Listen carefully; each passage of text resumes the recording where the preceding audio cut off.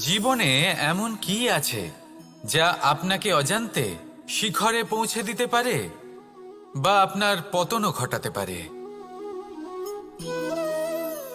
সঙ্গতি। যদি আপনি কোনো শ্রেষ্ঠ ব্যক্তির সঙ্গ লাভ করেন, তাহলে তার শুভ চিন্তা, তার গুণ, তার স্বভাব আপনার মধ্যে চলে আসবে। আপনি আরও শ্রেষ্ঠ হয়ে উঠবেন।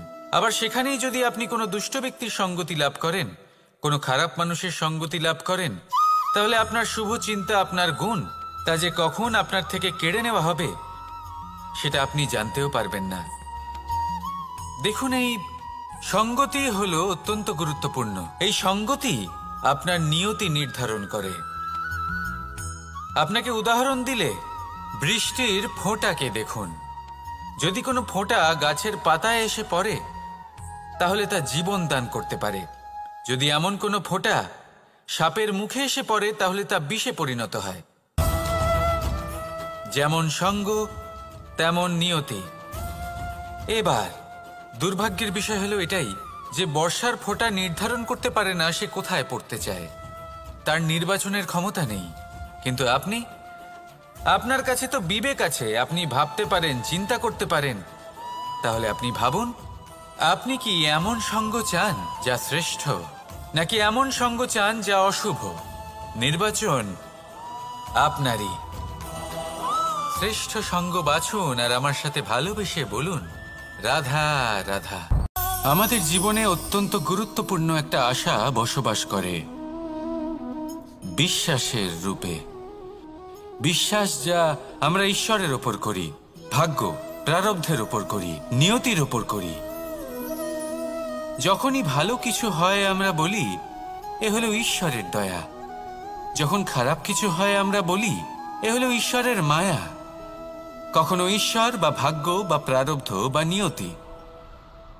আপনি নিজে কোথায় তা কখনো ভেবেছেন? আপনি বিশ্বাস করছেন ঈশ্বরের উপর, প্রারব্ধের উপর, কখনো নিজের উপর করেছেন? আমি আপনাকে একটা সহজ কথা বলি, যদি আপনি ঈশ্বরের উপর বিশ্বাস রাখেন, শুধুই ঈশ্বরের উপর বিশ্বাস, তাহলে আপনি সেটাই পাবেন যেটা আপনার ভাগ্যে লেখা রয়েছে। কিন্তু যদি আপনি নিজের উপর বিশ্বাস রাখেন, আত্মবিশ্বাস রাখতে শেখেন, তাহলে ঈশ্বর আর নিয়তি দুজনে মিলে আপনার ভাগ্যে সেটাই লিখবে যা আপনি চাইছেন। তাই মনে রাখবেন, সাফল্যের পথ হলো এই বিশ্বাস। নিজের আত্মবিশ্বাসকে ধরে রাখতে শিখুন। দেখবেন আত্মা প্রসন্নতায় ভরে উঠবে। তাহলে আসুন এই প্রসন্ন ভাব নিয়েই বলুন, রাধা রাধা।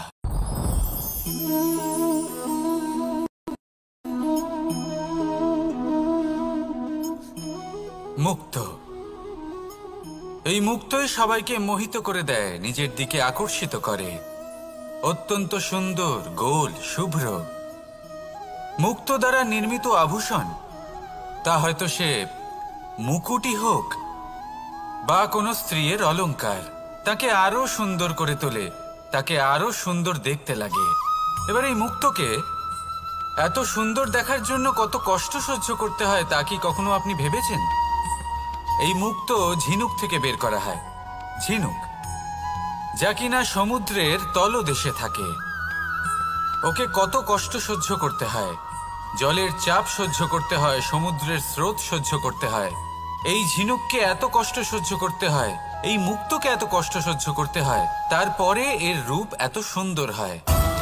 যদি আপনিও আপনার পরিশ্রমের সৌন্দর্য, নিজের পরাক্রমের সৌন্দর্য এই সংসারে প্রকাশিত করতে চান, তাহলে আপনাকেও কষ্ট সহ্য করতেই হবে। তাই জীবনে যখনই সংকট আসবে, বিপদ আসবে, সমস্যা আসবে, তখন একে সুযোগ হিসেবে গ্রহণ করুন। কারণ এই বিপদের সাথেই লড়াই করে আপনি মুক্তর মতোই পরিশুদ্ধ হয়ে উঠবেন। তাহলে আসুন আর আমার সাথে ভালোবেসে বলুন, রাধা রাধা। আপনি কি জানেন আপনার জীবনে আপনার আসল জীবনসাথী কে হন? মাতা পিতা, ভাই বোন, স্বামী স্ত্রী? না, আপনার আসল জীবনসাথী হলো আপনার শরীর। সেই শরীর যার দিকে আপনি কখনো নজরই দেন না, ঠিক কি না? এবার যে মানুষ এই রহস্য বুঝতে পারেন তার জীবন এমনি শুভ হয়ে যায়। আপনি নিজেই দেখুন না, সে সংসারের মঙ্গলই করা হোক বা সত্যের রক্ষা করা হোক, তা সে শত্রুর সাথে যুদ্ধ করা হোক বা মিত্রকে রক্ষা করা হোক, এই শরীরই তো কাজে আসে। তপস্যাতে, বলিদানে, পরিশ্রমে এই শরীরই হলো আধার, ঠিক কিনা?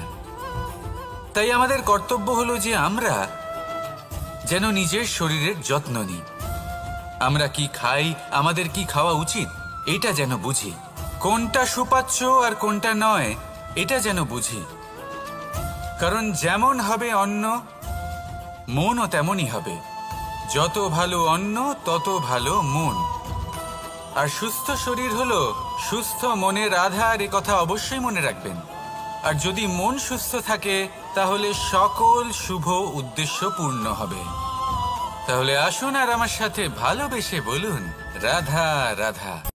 কথায় আছে যে দৃষ্টি অত্যন্ত কঠোর হয়, অত্যন্ত শক্তিশালীও হয়। কথায় আছে যে কারোর উপর যদি কুদৃষ্টি পড়ে তাহলে তার বিনাশ কেউ আটকাতে পারে না। এই যে কুদৃষ্টি, এর উপাচারও আমাদের কাছে রয়েছে। যখন আমরা বাড়ি নির্মাণ করি তখন একটা কালো মুখোশ লাগাই, যাকে রক্ষা কবচ মনে করা হয়, কুদৃষ্টি থেকে বাঁচার জন্য। যখনই কোনো বাচ্চা বাইরে যায় তখন তার মাথায় আমরা একটা কাজলের টিপ পরিয়ে দিই, কুদৃষ্টি থেকে বাঁচার জন্য। অর্থাৎ এই সংসারে কুদৃষ্টি থেকে বাঁচার উপাচার রয়েছে। উপাচার যদি কিছু না থেকে থাকে তাহলে তা হলো দৃষ্টিভঙ্গির। যদি আপনার দৃষ্টিভঙ্গি অনুচিত হয় তাহলে আপনার পতন কেউ আটকাতে পারবে না। না পারবে কালো মুখোশ, না কালো টিপ, না স্বয়ং ঈশ্বর। সেই জন্য নিজের দৃষ্টিভঙ্গি শুভ করে তুলুন, সব কিছু শুভই হবে। আসুন আমার সাথে ভালোবেসে বলুন, রাধা রাধা। কথায় আছে যে জীবনের আধার হলো সম্পর্ক, প্রসন্নতারও এবং ঈশ্বরের সাথে দেখা পাওয়ারও। এবার এই সম্পর্কের আধার আসলে কি? সেবা? না। বোঝাপড়া? না। অপেক্ষা? না। এই সম্পর্কের আধার হলো বিশ্বাস। যদি বিশ্বাস ভেঙে যায় তাহলে জেনে রাখবেন যে সম্পর্করূপী এই ভবন, এর ভিতই ভেঙে গেল। আর যদি ভিত ভেঙে যায় তাহলে সেখানে অন্য কোনো ভবন নির্মাণ সম্ভব নয়, সম্ভবই নয়। এই সমস্ত সম্পর্কের বিশ্ব বিশ্বাসে বসবাস করে। এই বিশ্বাস হলো অত্যন্ত গুরুত্বপূর্ণ। এই বিশ্বাসের জোরেই আমি আর রাধা কোনো সাংসারিক বন্ধনে আবদ্ধ না হয়েও এক অত্যন্ত দৈব অলৌকিক বন্ধনে আবদ্ধ। এ হলো বিশ্বাস, যার দ্বারা 11 অক্ষৌহিনী সেনার সামনে অর্জুন দাঁড়িয়েছিল এবং জয়ী হয়েছিল। এই বিশ্বাস হলো অত্যন্ত গুরুত্বপূর্ণ। তাই বিশ্বাস করতে শিখুন, বিশ্বাস দিতে শিখুন, বিশ্বাস পালন করতে শিখুন। আর আমার সাথে ভালোবেসে বলুন, রাধা রাধা। এই সংসার অত্যন্ত বিচিত্র এক স্থান। এ সত্য খুঁজতে থাকে, আর সত্য খুঁজে পেলেই তা প্রমাণ করতে চায়। সে চায় তার প্রমাণ পেতে, সাক্ষী পেতে চায়। সেক্ষেত্রে আমাকে বলুন যে সত্য কি করতে পারে? সেই ব্যক্তি যে সত্যকে ধরে আছে সে কি করবে? কিছুই নয়, কিছু করার প্রয়োজনই নেই, শুধু তাতে টিকে থাকতে হবে। সেই হিমালয়ের মতো যা আজ পর্যন্ত টিকে রয়েছে। যদি আপনি সত্যবাদী হন তাহলে আপনার কিচ্ছু প্রমাণ করার কোনো প্রয়োজন নেই। যদি প্রয়োজন থাকে তাহলে সত্যের সাথে টিকে থাকার। এই সময় নিজে সাক্ষী হবে, নিজে প্রমাণ দেবে। এই নিয়তি স্বয়ং প্রমাণিত করবে যে আপনি সত্যবাদী ছিলেন, আপনি সত্যের পথে ছিলেন। তাহলে আসুন আর আমার সাথে ভালোবেসে বলুন, রাধা রাধা। ঈশ্বর আমাদের হাত প্রদান করেছেন। হাত যা জড়ো করা হয় প্রণাম করার জন্য, ঊর্ধ্বগামী হয় প্রার্থনার জন্য। এই হাত যার দ্বারা আমরা খাবার খাই, ফসল উৎপাদন করি। কিন্তু এই হাতের দ্বারা সব থেকে শ্রেষ্ঠ কাজ কি হতে পারে? সেবা।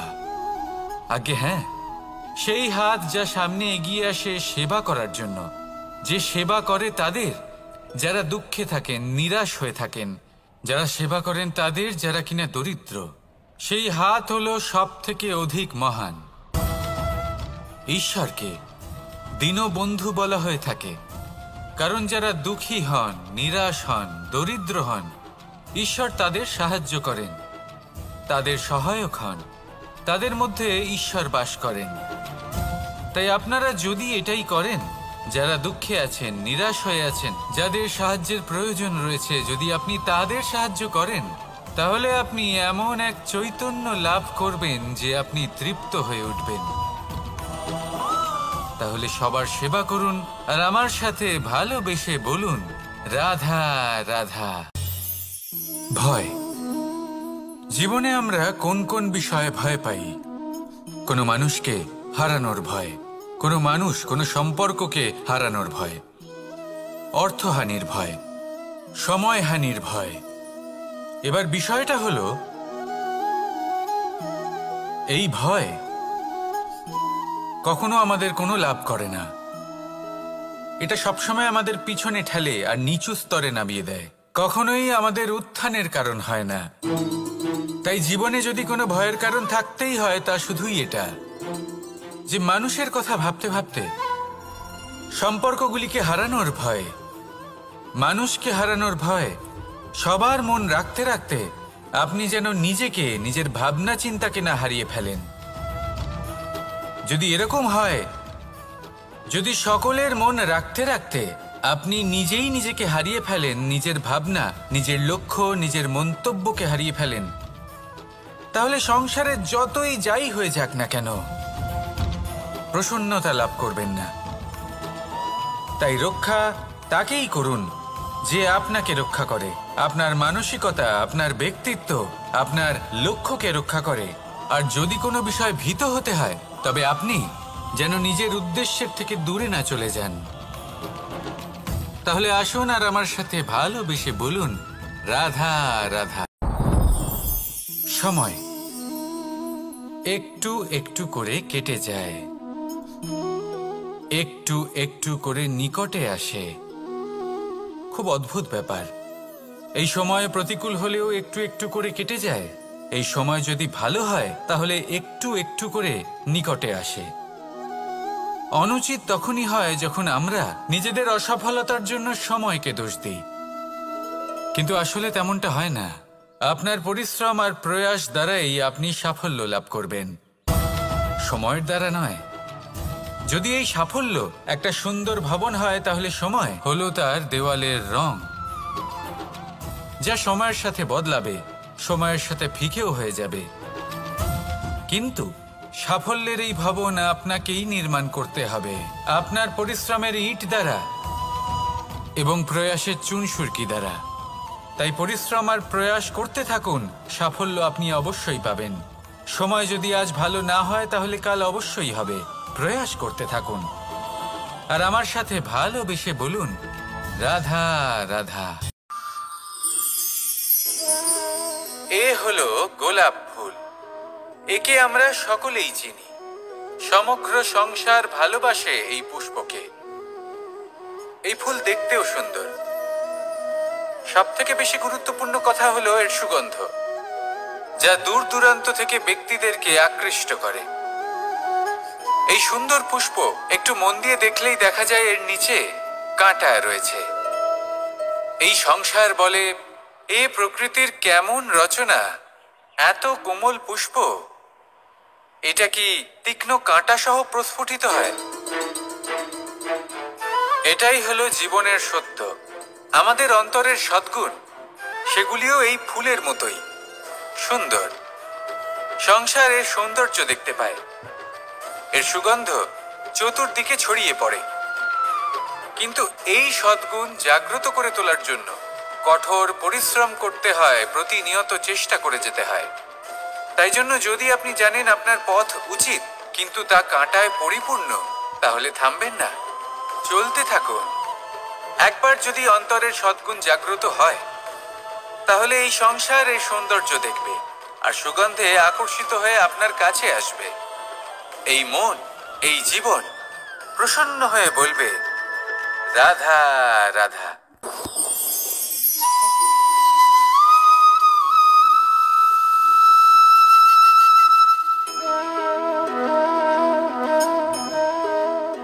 মোহনের বাঁশির এই সুর, এই সঙ্গীত কার না পছন্দ হয়?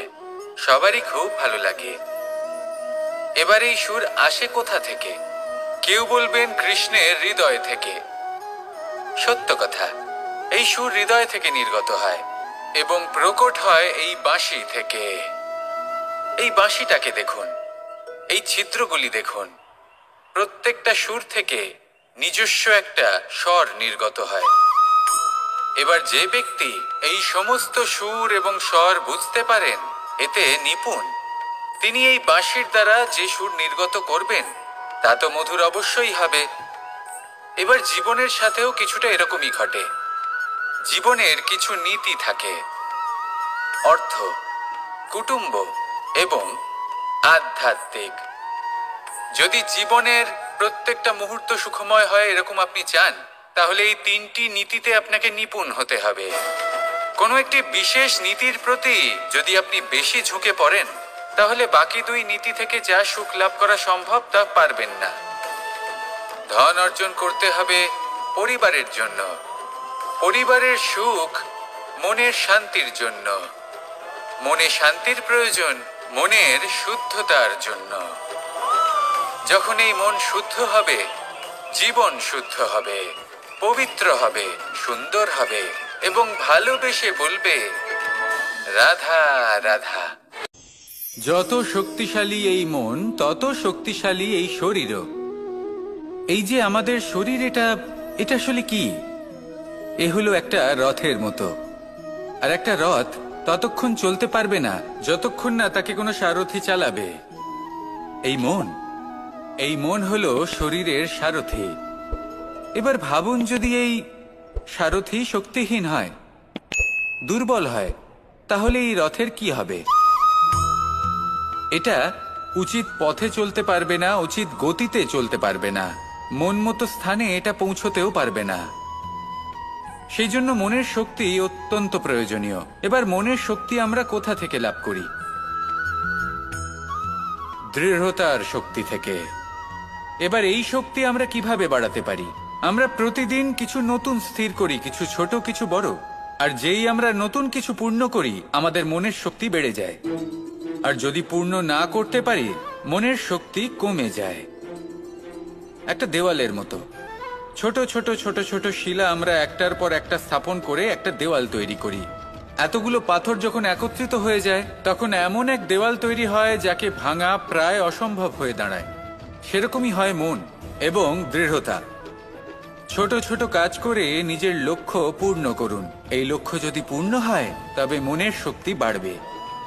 কিছুটা এইভাবে যে যত বড়ই বিপদ আসুক না কেন, সেই বিপদ নিজে হার মেনে নেবে, কিন্তু আপনার মন ততটাই শক্তিশালী থাকবে। তাই মনের শক্তি বাড়াতে থাকুন, যাতে আপনি উচিত পথে চলতে পারেন, উচিত গতিতে চলেন আর মনোবাঞ্ছিত স্থানে পৌঁছতে পারেন। তবেই এই মন প্রসন্ন হয়ে বলবে, রাধা রাধা। ওমা, এ কি? আমি কখন থেকে এখানে অপেক্ষা করছি, হাত পেতে দাঁড়িয়ে রয়েছি যাতে একটা ফল আমার হাতে এসে পড়ে এবং সেটা আমি খেতে পারি। কখন থেকে অপেক্ষা করছি, কিন্তু সেটা হচ্ছেই না। এবার আপনি বলবেন যে এসব কি বলছি, এ কি অদ্ভুত কথা বলছি। যদি ফল খেতে হয় তাহলে আমাকে বৃক্ষে চড়তে হবে, ফলের কাছে পৌঁছতে হবে, তবেই তো ফল পাবো। এবারে এটা অত্যন্ত সহজ ব্যাপার, কিন্তু এই বিষয়টা আপনি নিজের জীবনের প্রসঙ্গে ভেবে দেখুন। লক্ষ্য কোথায় আছে আপনি জানেন, সেই লক্ষ্যে পৌঁছানোর পথ কি সেটাও আপনি জানেন, সেই পথে চলার ক্ষমতাও আপনার রয়েছে, কিন্তু তাও আপনি নিজের লক্ষ্য লাভ করতে পারছেন না। কেন? কারণ আপনি অপেক্ষা করছেন যে লক্ষ্য আপনার সামনে চলে আসবে, কিন্তু তা হয় না। লক্ষ্য সে যাই হোক না কেন, ধন হোক, প্রেম হোক, কোনো সম্মান হোক বা মোক্ষ হোক, যদি আপনি তার দিকে অগ্রসর না হন, তাহলে ফল প্রাপ্তি অসম্ভব ব্যাপার। তা কোনোদিনই হবে না। সেই জন্য আপনার চোখের সামনে আপনি যদি নিজের লক্ষ্যকে দেখতে পান, তাহলে উঠুন এবং সেই দিকে অগ্রসর হতে শুরু করুন। নিজের অন্তরের সকল অশুভ গুণ দূর করুন, অলসতা ত্যাগ করুন, অজ্ঞানতা ত্যাগ করে দিন এবং চলতে থাকুন। অবশ্যই মনোবাঞ্ছিত ফল লাভ করতে পারবেন। মনে রাখবেন, চলতে থাকলে তবেই লক্ষ্যপ্রাপ্তি হবে। অপেক্ষার দ্বারা শুধুমাত্র মৃত্যু লাভ হবে। আসুন আমার সাথে ভালোবেসে বলুন, রাধা রাধা। প্রত্যেক প্রাণী ভালোভাবে জীবন যাপন করতে চান, এটা তাদের স্বভাবে আছে এবং ভাবাটা অনুচিত নয়। কিন্তু একটা ভালো জীবনের গুরুত্বপূর্ণ অংশ কোনটা? বসবাসের স্থান, সেই স্থান যেখানে আমরা জীবন অতিবাহিত করি। এবার মানুষ ভাবতে পারেন যে একটা ভালো বাসস্থানের অর্থ কি? সেই স্থান যেখানে সহজে জল পাওয়া যায়, যেখানে শুদ্ধ বায়ু পাওয়া যায়, যেখানে আনাজ উৎপন্ন হয়। এটা জীবনযাপনের জন্য পর্যাপ্ত বটে, কিন্তু ভালো জীবনযাপনের জন্য আরও একটা কথা আপনাকে বুঝতে হবে। সাধু, জ্ঞানী, পণ্ডিত ব্যক্তি, এই সকল মহাপুরুষ, এনাদের যে বাসস্থান তা অত্যন্ত বিশেষ হয়। এখানে এক ধরনের বিশেষ ইতিবাচক শক্তি থাকে, এমন একটা স্থান যেখানে দেবতারাও বিচরণ করেন। জীবন আমরা সবাই যাপন করি, কিন্তু জীবনের উদ্দেশ্য শুধুমাত্র জীবন যাপন করা নয়। জীবনের উদ্দেশ্য হল মুক্তি লাভ করা। আর এই সকল সাধু, জ্ঞানী, পণ্ডিত ব্যক্তি, এই সকল মহাপুরুষ আপনাকে মুক্তির পথে নিয়ে যেতে পারেন। কারণ এরা হলেন সেই মহাপুরুষ যারা নিজেদের অন্তরের বিকার, অহংকার, ক্রোধ, বিদ্বেষ, এই সকল দোষগুলিকে ত্যাগ করেছেন, এদের উপর বিজয় লাভ করেছেন। এমনই একজন ব্যক্তি আপনাকে মুক্তির পথে নিয়ে যেতে পারে। প্রয়োজন হলো শুধুই এনাদের চিনতে পারা, এদের কথা বুঝতে পারা এবং এদের দেখানো পথে চলা। যদি আপনি এটা করতে পারেন, তাহলে এই মন প্রফুল্ল হয়ে বলবে, রাধা রাধা। কখনো কোনো বাগানের কোনো বৃক্ষকে দেখেছেন যেখানে সুগন্ধি ফুল থাকে, রসালো ফল থাকে? তখন মন প্রফুল্ল হয়ে ওঠে, মন থেকে সেই বৃক্ষের প্রতি ভালোবাসা জন্মায়। কিন্তু যিনি বাগানের মালিক, শুধুমাত্র তিনিই জানেন যে কিভাবে এই বৃক্ষকে আগলে রাখতে হয়, কিভাবে তার পরিচর্যা করলে এতে সুন্দর সুগন্ধি ফুল হবে, রসালো ফল হবে। কখনো কখনো প্রয়োজনের থেকে বেশি রোদ পেলে এই বৃক্ষগুলি শুকিয়ে যায়, প্রয়োজনের থেকে কম রোদ পেলেও এই বৃক্ষ কিন্তু শুকিয়ে যায়। প্রয়োজনের থেকে কম জল যদি পায়, এই বৃক্ষ শুকিয়ে যেতে পারে। প্রয়োজনের থেকে অতিরিক্ত জল যদি পায়, তখনও এই বৃক্ষের শিকড়গুলি নষ্ট হয়ে যেতে পারে। এবার এটাই কিন্তু আমাদের সংসারের সাথেও হয়। আমাদের সংসারের সকল প্রতিভাশালী ব্যক্তি, যেমন লেখক, বিচারক, প্রবক্তা, যোদ্ধা, এদের সবার ক্ষেত্রে এই কথাটাই প্রযোজ্য। যদি বেশি প্রশংসা করা হয়, তাহলেও এরা হারিয়ে যাবেন। প্রয়োজনের থেকে বেশি যদি নিন্দা করা হয়, তখনও তারা নত হয়ে পড়বেন। তাহলে আপনি এদের রক্ষা করুন এবং নিজেদেরও। মনে রাখবেন একটা কথা, জেনে রাখুন কখন কোন নিন্দায় আপনি লজ্জিত হবেন না, আর কখন কোন প্রশংসার দ্বারা নিজের মধ্যে অহংবোধ জাগ্রত করবেন না। এই মন সুপ্রসন্ন হয়ে বলবে, রাধা রাধা। জল, এ হলো জীবনের আধার পঞ্চতত্ত্বের মধ্যে একটি, আর অত্যন্ত বিশেষ। এর থেকে অনেক বড় শিক্ষা পাওয়া যায়। এই জল, গন্তব্যের বিষয়ে এর স্পষ্ট ধারণা আছে। ও জানে ওর লক্ষ্য কি, আর প্রয়াস করে ততদূর সে পৌঁছেও যায়। এটি পর্বত থেকে বয়ে নিচে নেমে আসে, নদীর সাথে সমাহিত হয়ে তার সাথে বয়ে চলে, চিরসবুজ বনানী গড়ে তোলে, প্রাণীদের তৃষ্ণা নিবারণ করে, সামনে এগিয়ে চলে, মানুষের সাথে মিলিত হয়। যারা একে বাঁধের মধ্যে বেঁধে রাখতে চেষ্টা করে, সে বন্দি দশাতেও থেকে যায়, মানুষের কল্যাণ করে। তারপর বাঁধ থেকে মুক্তি পেয়ে এগিয়ে চলে, কোথাও ধাক্কা খায়, কোথাও বাধা পড়ে, কোথাও যদি পথ খুঁজে না পায় তাহলে পথ খুঁজেই নেয়, আর যেখানে পথ থাকে না সেখানে পথ বানিয়ে নেয়, আর শেষ পর্যন্ত নিজের লক্ষ্যে পৌঁছেই যায়, অর্থাৎ সমুদ্রে গিয়ে সমাহিত হয়ে যায়। আমাদেরও কিছুটা এরকমই হয়ে উঠতে হবে। যেখানেই যাবেন সকলের কল্যাণ করুন, সামনে এগোন। আপনি কোথাও পড়ে গেলে, ধাক্কা খেলে আঘাত লাগবেই, উত্থান পতন লেগেই থাকে। সামনে এগোতে থাকুন।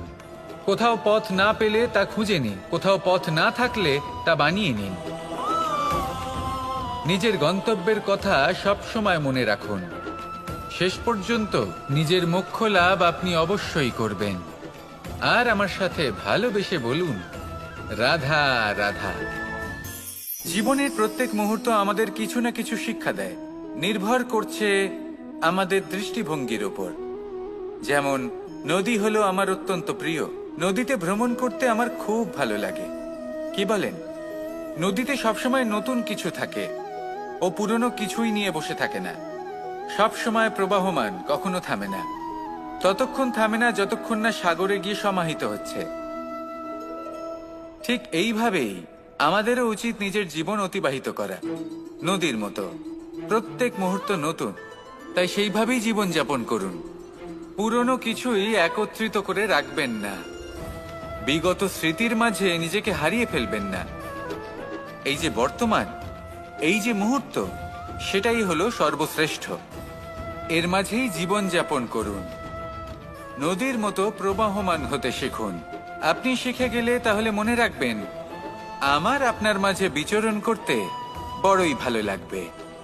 যে ব্যক্তি আনন্দের সাথে জীবনের প্রত্যেকটা মুহূর্ত অতিবাহিত করে কোনো চিন্তা ছাড়াই, প্রবাহমান হয়, কখনোই থামে না, যতক্ষণ না মুক্তি লাভ করছেন, এমন ব্যক্তির মধ্যেই রাধাকৃষ্ণ বসবাস করেন। তাহলে আসুন আমার সাথে ভালোবেসে বলুন, রাধা রাধা।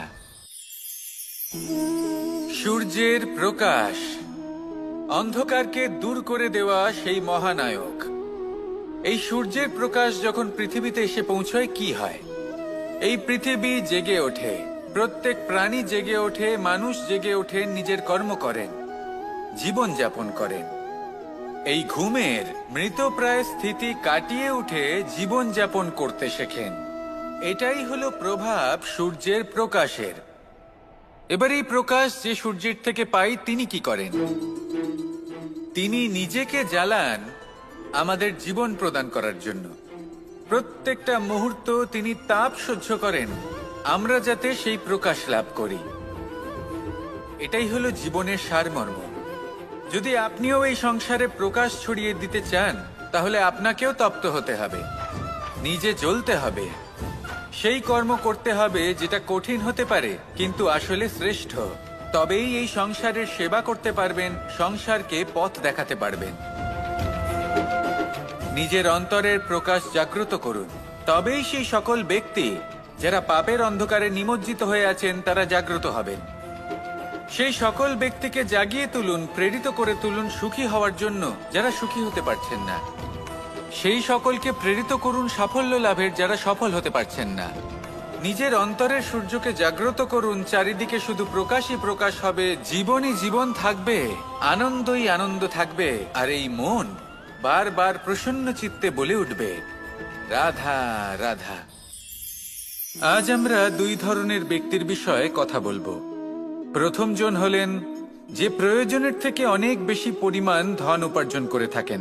তার কাছে ততটা ধন থাকে যতটা তার প্রয়োজনও নেই, তারপরেও আরো ধন উপার্জন করতে চেষ্টা করতে থাকেন। সকল সম্ভব চেষ্টা করেন, সকল সম্ভব কর্ম করেন, তা সে উচিত কর্ম হোক বা অনুচিত, তাতে তাদের কিছুই যায় আসে না। তারা শুধুই এই সংসারের সকল সুখ ভোগ করতে চান, সকল স্বাচ্ছন্দ্য লাভ করতে চান। আজীবন তারা প্রচেষ্টাই করতে থাকেন। এবার এই করতে গিয়ে তারা ভারাক্রান্ত হয়ে সমস্যার সম্মুখীন হন। এনাদের সমগ্র জীবন এই চেষ্টাতেই চলে যায়, জীবন যাপন করার বদলে। অন্যদিকে আরেকজন ব্যক্তি যিনি জানেন তার প্রয়োজন কতটুকু, আর শুধুমাত্র সেই পরিমাণ ধন অর্জন করেন, তার থেকে বেশি একটুও নয়। উনি যদি দুবেলা খেতে পান, মাথা গোজার ঠাঁই পেয়ে যান, সেটাই পর্যাপ্ত। তাতেই তিনি আনন্দে জীবন যাপন করেন, না কোনো বৃথা চিন্তা করেন, না কোনো বৃথা কষ্ট করেন।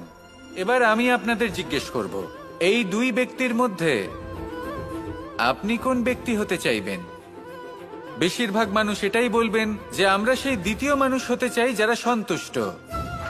কিন্তু যদি মন দিয়ে দেখেন, আপনিও সেই কর্মই করছেন যা প্রথম ব্যক্তি করেন।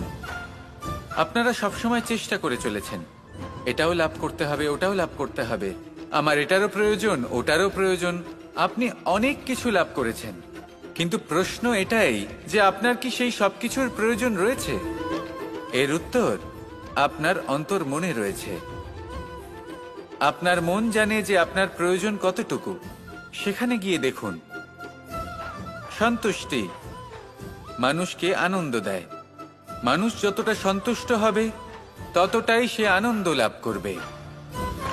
এবার আপনাকে এই সিদ্ধান্ত নিতে হবে যে আপনি কখন আর কোথায় সন্তুষ্টি লাভ করবেন, কত কিছু লাভ করার পরে সন্তুষ্ট হবেন। এই উত্তর আপনি মন থেকে পাবেন। এই সমাজের চাহিদায় জড়িয়ে নিজেকে বিভ্রান্ত করবেন না। নিজের অন্তরের এই মিথ্যে অহংবোধকে প্রশ্রয় দিতে গিয়ে যদি আপনি এরকম প্রয়াস করতে থাকেন, তাহলে জীবনযাপন কখন করবেন? থেমে যান, শান্ত হয়ে যান, নিজের অন্তর মনে নিমজ্জিত হয়ে দেখুন যে সন্তুষ্টি কোথায়। এই সন্তুষ্টি লাভ করুন। এই মন প্রসন্ন হয়ে বলবে, রাধা রাধা। ক্ষমা একটা অত্যন্ত সুন্দর শব্দ, আমার খুব প্রিয় শব্দ, কিন্তু এই ক্ষমা কখন আর কিভাবে প্রয়োগ করতে হবে সেটা বোঝা প্রয়োজনীয়। এক, যদি আপনি কোনো অন্যায় করেন আর ক্ষমা না চান, ক্ষমা প্রার্থনা না করেন, ক্ষমা চাওয়া থেকে এড়িয়ে যান, তাহলে তাতে আপনারই ক্ষতি হবে। কিভাবে? ক্ষমা না চাইলে মনের মধ্যে অহংকার জাগ্রত হয়, আর অহংকার তো প্রকৃত অর্থে আমাদের ক্ষতিই করে। দুই, কেউ যদি অপরাধ করেন, আপনার থেকে ক্ষমা না চান, তাহলে তাকে ক্ষমা করবেন না। ক্ষমা হলো অত্যন্ত অমূল্য, আর না চাইতেই কাউকে ক্ষমা দান করা এটা উচিত নয়।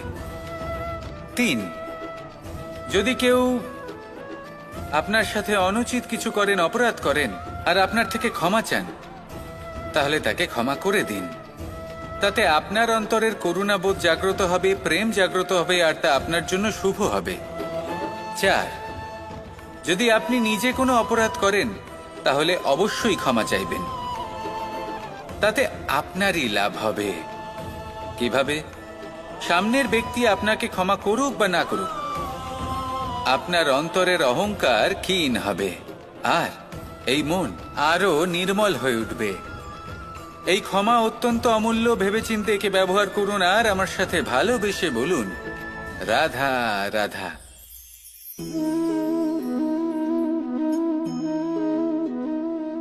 ভোজনের দ্বারাই শরীর পুষ্টি লাভ করে।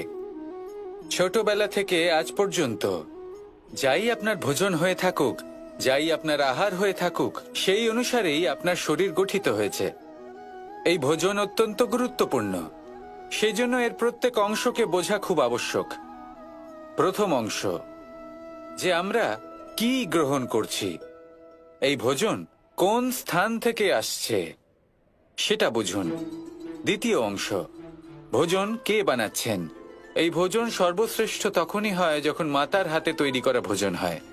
কিন্তু যদি মাতার তৈরি করা ভোজন আপনি প্রাপ্ত নাও করতে পারেন, তাহলে সেই ব্যক্তির ভোজন তৈরি করা উচিত যিনি সাত্ত্বিক।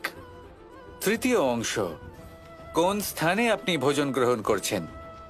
যে স্থানে আপনি ভোজন গ্রহণ করছেন তা সাত্ত্বিক হওয়া উচিত। তাহলে অত্যন্ত গুরুত্বপূর্ণ। এবং চতুর্থ সবথেকে গুরুত্বপূর্ণ অংশ, তা হলো এই ভোজন আপনি যার দ্বারা প্রাপ্ত করেছেন, যেখান থেকে প্রাপ্ত করেছেন, যে স্থানে বসে আপনি ভোজন গ্রহণ করছেন, তার প্রতি কৃতজ্ঞতা প্রকাশ করুন এবং ভোজন পূর্ণরূপে সমাপ্ত করুন।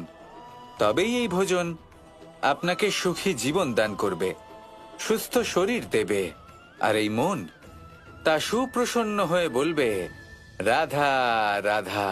আমি এখানে একা এই বনে বসে আছি, বাঁশি বাজাচ্ছি। কার জন্য? কে আছেন এখানে? কেউ নেই। আমার প্রজা, আমার রাজ্য, আমার পরিবার আমার থেকে অনেক দূরে আছেন। আমি এখানে একা এই বনে বসে এই আকাশের এই রঙের, গাছের এই সব ফলের, মাটির সুবাসের আনন্দ উপভোগ করছি। কেন? আমি হলাম দ্বারকাধীশ। এমন কি রাজকীয় বা ভৌতিক সুখ রয়েছে যে আমি ওখানে পেতে পারি না? সবকিছুই পেতে পারি, তাও এখানে বনে একা বসে আছি। কোন সুখ খুঁজে চলেছি? একা থাকার সুখ। আমরা প্রত্যেকদিন অনেক মানুষের সাথে, চিন্তাধারার সাথে, কর্মের সাথে, পরিস্থিতির সাথে, সুখ দুঃখের দ্বারা বেষ্টিত থাকি। জীবনের এই চক্রে আমরা জড়িয়ে পড়তে থাকি। যতই আমরা এই সমস্যার সমাধান করি, আমরা ততই এতে জড়িয়ে পড়ি। আমরা এতটাই জড়িয়ে পড়ি যে যখন আমরা আয়নায় নিজেদের দেখি, তখন আমরা নিজেদের চিনতেই পারি না। এমন মনে হয় যেন আমরা নিজেদের হারিয়ে ফেলেছি। সেই জন্য প্রত্যেক দিন আপনি কিছু সময় নিজের সাথে কাটান একান্তে। এটা অত্যন্ত আবশ্যক। নিজের অস্তিত্বের গভীরে গিয়ে দেখতে শিখুন, নিজেকে বুঝুন। অদ্ভুত শান্তির অনুভূতি হবে। যেমন এই বায়ু, এই বৃক্ষ, এই পুষ্প, এই নিসর্গ, এদের মতো আপনিও কখনো একলা হতে শিখুন। কখনো নিসর্গের একটা অংশ হয়ে দেখুন। এই মন প্রসন্ন হয়ে বলবে, রাধা রাধা। বাহ, পুষ্পের সুবাস আমার খুব ভালো লাগে। অত্যন্ত সুন্দর হয় এই পুষ্প। এইভাবে চারিদিকে পুষ্প দেখে মন আনন্দিত হয়ে ওঠে। এবার আপনারা ভেবে দেখুন, আমার চারিদিকে পুষ্প নয়, আগুন আছে। তাহলে কি হবে? আমার শরীর কি জ্বলে যাবে না? অবশ্যই জ্বলবে। শরীরকে কি আগুনের তাপ সহ্য করতে হবে না? অবশ্যই সহ্য করতে হবে। এটাই হলো প্রকৃতির নিয়ম। এই নিয়ম কিন্তু আমরা সবাই জানি, কিন্তু আমাদের মধ্যে বেশিরভাগ মানুষ এই বিভ্রান্তি নিয়ে বাঁচি যে এই যে প্রকৃতির নিয়ম, তা আমার ওপর প্রযোজ্য নয়। তা কিন্তু নয়। আমাদের চতুর্দিকে এই যে নিসর্গ রয়েছে, আমরা তার কতটা ক্ষতি করি সেটা একবার ভেবে দেখুন। আমরা বনাঞ্চল জ্বালিয়ে দিই, বায়ু দূষিত করি, জল দূষিত করি, প্রাণীদের হত্যা আমরা করি। কেন? এই নিসর্গ আমরা নষ্ট করি, যদিও আমরা জানি যে আমরাও হলাম এই নিসর্গেরই অংশ। এবার দেখুন, শরীরের কোনো অংশে যদি আগুন ধরান, আস্তে আস্তে সমস্ত শরীরও জ্বলে যাবে। সেইভাবেই নিসর্গ যদি নষ্ট হয়ে যায়, তাহলে মনুষ্য জাতিও নষ্ট হয়ে যাবে। তাই এই যে নিসর্গ আপনি দেখছেন, এই পুষ্প, এই বৃক্ষ, বায়ু, জল, এদের সকলকে রক্ষা করুন, নষ্ট নয়। মনে রাখবেন, যদি নিসর্গ থাকে মানুষ থাকবে, যদি নিসর্গ থাকে তাহলেই জীবন থাকবে। আসুন আমার সাথে ভালোবেসে বলুন, রাধা রাধা। এ হলো গোলাপ ফুল। একে আমরা সকলেই চিনি। সমগ্র সংসার ভালোবাসে এই পুষ্পকে। এই ফুল দেখতেও সুন্দর। সবথেকে বেশি গুরুত্বপূর্ণ কথা হলো এর সুগন্ধ, যা দূর দূরান্ত থেকে ব্যক্তিদেরকে আকৃষ্ট করে। এই সুন্দর পুষ্প একটু মন দিয়ে দেখলেই দেখা যায় এর নিচে কাঁটা রয়েছে। এই সংসার বলে, এ প্রকৃতির কেমন রচনা, এত কোমল পুষ্প, এটা কি তীক্ষ্ণ কাঁটা সহ প্রস্ফুটিত হয়? এটাই হলো জীবনের সত্য। আমাদের অন্তরের সদ্গুণ, সেগুলিও এই ফুলের মতোই সুন্দর। সংসার এর সৌন্দর্য দেখতে পায়, এর সুগন্ধ চতুর্দিকে ছড়িয়ে পড়ে। কিন্তু এই সদ্গুণ জাগ্রত করে তোলার জন্য কঠোর পরিশ্রম করতে হয়, প্রতিনিয়ত চেষ্টা করে যেতে হয়। তাই জন্য যদি আপনি জানেন আপনার পথ উচিত কিন্তু তা কাঁটায় পরিপূর্ণ, তাহলে থামবেন না, চলতে থাকুন। একবার যদি অন্তরের সদ্গুণ জাগ্রত হয়, তাহলে এই সংসার এর সৌন্দর্য দেখবে আর সুগন্ধে আকর্ষিত হয়ে আপনার কাছে আসবে। এই মন, এই জীবন প্রসন্ন হয়ে বলবে,